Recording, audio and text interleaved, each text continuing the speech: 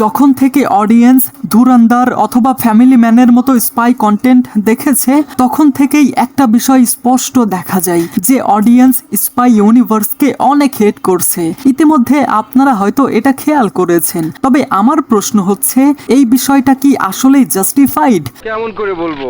তো গাইজ, আজকের এই ভিডিওতে আমি আপনাদেরকে জানাতে চলেছি স্পাই ইউনিভার্সের সমস্ত মিস্টেক, যেই কারণে স্পাই ইউনিভার্সের সিনেমা অডিয়েন্সদের সঙ্গে এখন কানেক্ট করতে পারছে না, যার ফলে বক্স অফিসে মুখ থুবড়ে পড়ছে। পাশাপাশি এটাও জানাবো দি ফ্যামিলি ম্যান এবং ধুরন্ধরের মেকাররা কি এমন কালো জাদুর ফর্মুলা অ্যাপ্লাই করেছে যেই কারণে অডিয়েন্স তাদের সঙ্গে এত কানেক্ট হয়েছে।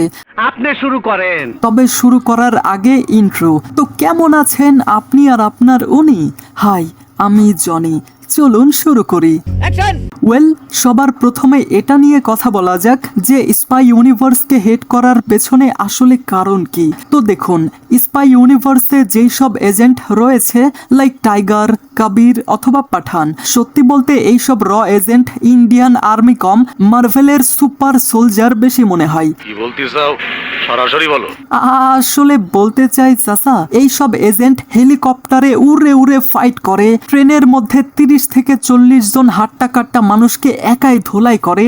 আর হ্যাঁ, প্রত্যেকটা সিনেমাতেই ন্যাশনালিজম দেখানোর ব্যর্থ চেষ্টা। স্পাই ইউনিভার্সের মেকাররা চেষ্টা করেছিল একটা মিশন ইম্পসিবল বানানোর, বাট আনফরচুনেটলি সেটা অন্য কিছুই হয়ে গেছে।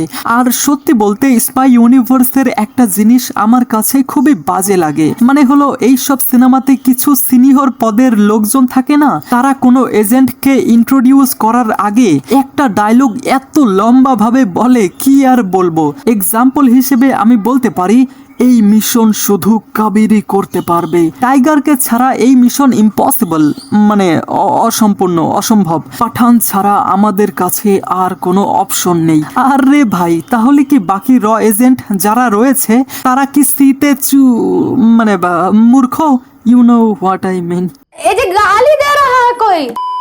এইসব সিনিয়র পদের লোকজনের কথা শুনে অডিয়েন্স ভাবে পুরো স্পাই এজেন্সি শুধুমাত্র এই 3-4 জন এজেন্টের ভরসাই হয়তো চলে। আর কোথাও না কোথাও এই জিনিসটা স্পাই ইউনিভার্সের বিল্ড আপ অনেকটা উইক করে দিয়েছে। একদম ফালতু কথা বলবেন না। আর আপনি যদি অন্য কোনো ইউনিভার্স দেখেন তাহলে সেখানে সাইড ক্যারেক্টারেরও অনেক ইম্পর্টেন্স হয়। আপনিও হয়তো আমার সঙ্গে এটাতে একমত হবেন যে এই ইউনিভার্সের প্রত্যেকটা সিনেমার টেমপ্লেট সিমিলার, লাইক একটা এজেন্ট হবে যে একটা মিশনে যাবে, এরপর এই রকম ড্রেস পরা নায়িকাদের সঙ্গে রোম্যান্স করবে, পাশাপাশি অ্যাকশন এবং অনেকটা দেশভক্তি, এরপর সে দেশে ফিরে আসবে, মানে মিশন শেষ। দেখুন, এই ফর্মুলা হয়তো একবার কাজ করবে, কিন্তু বারবার একই ফর্মুলা তো কাজ করবে না, তাই না? আর এই ইউনিভার্সের প্রত্যেকটা সিনেমাতে ভিলেন এমন একজন থাকে যে আসলে র এর একজন এক্স এজেন্ট। বাহ, কিয়া বাত হে। আপনারা টাইগারকেই দেখেন, যেখানে টাইগার ভাইয়া মনে করে ইন্ডিয়া তো অনেক সেফ, তাই চলো এবার পাকিস্তানকে বাঁচানো যাক। সিরিয়াসলি, সত্যি বলতে এই ইউনিভার্সের প্রথম সিনেমা এক থা টাইগার এবং ওয়ার, এই দুইটা সিনেমা আমার ভালো লেগেছে। আর এটার কারণ হচ্ছে তখন পর্যন্ত এগুলো ইউনিভার্সের কোনো পার্ট ছিল না। এই ইউনিভার্সের শুরুটা তো রাতারাতি হয়ে যায়, কি আর কইতাম। চুপ করো। আর এখন পর্যন্ত এই ইউনিভার্সের প্রত্যেকটা সিনেমাতে শুধু ক্যামিও আর ক্যামিও।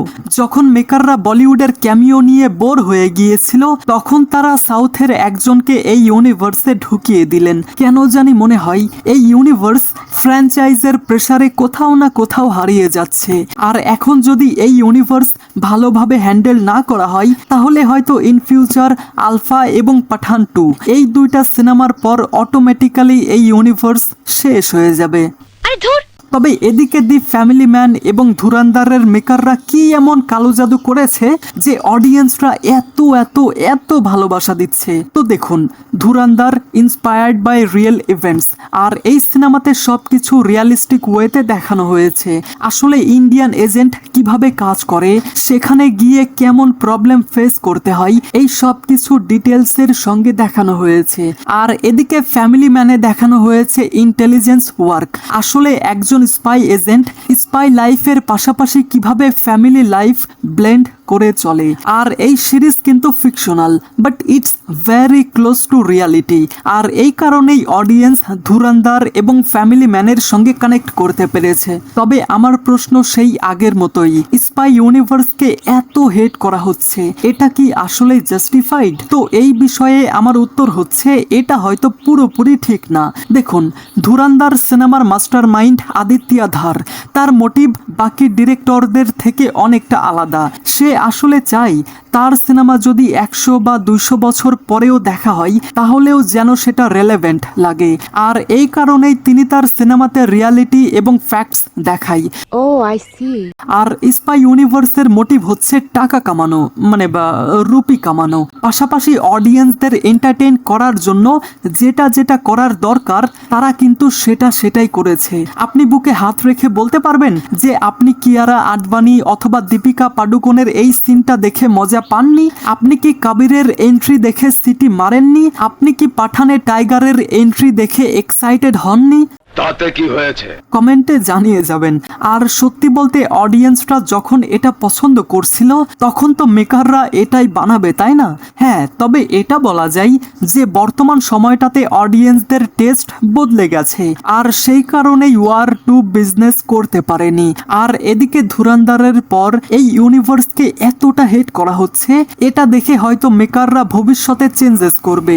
আর এসব দেখেও যদি তারা শিক্ষা না নেয় তাহলে ওই যে বললাম, আর হয়তো 2টা সিনেমা আসবে, তারপর আস্তে আস্তে এটা ভ্যানিশ হয়ে যাবে। আর কিছু বলবে? তো গাইস, এই সমস্ত কিছু জানার পর এই বিষয়ে আপনার কি মতামত? আপনাদের যে কোনো মতামত অবশ্যই কমেন্টে জানাবেন।